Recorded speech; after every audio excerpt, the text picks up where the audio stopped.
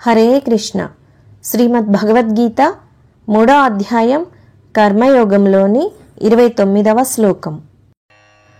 ప్రకృతేర్గుణ సమ్మూఢా సజ్జంతే గుణకర్మసు తాన కృష్ణ విదో మందాన్ కృష్ణ విన్న విచాలయేత్. మరొకసారి.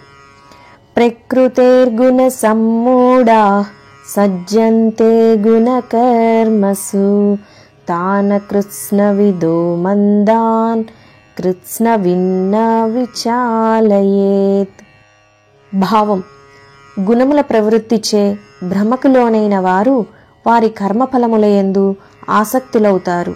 కానీ ఈ సత్యములను అర్థం చేసుకున్న జ్ఞానులు ఇది తెలియని అజ్ఞానులను కలవరపరచరాదు అని శ్రీకృష్ణ పరమాత్మ అర్జునునితో పలికెను.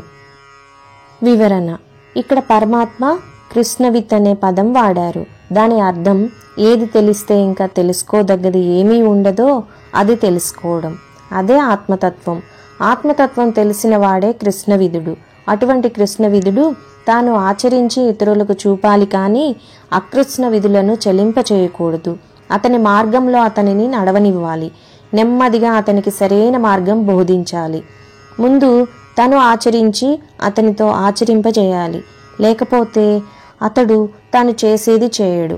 నువ్వు చెప్పేది చేయడం చేత కాదు, రెండింటికి కొరగాకుండా పోతాడు. కాబట్టి తెలిసి తెలియని వాడి బుద్ధిని అన్నీ తెలిసిన వారు చలింప చేయకూడదు అని స్పష్టంగా చెబుతున్నారు పరమాత్మ.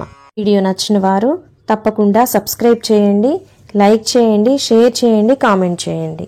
ధన్యవాదాలు.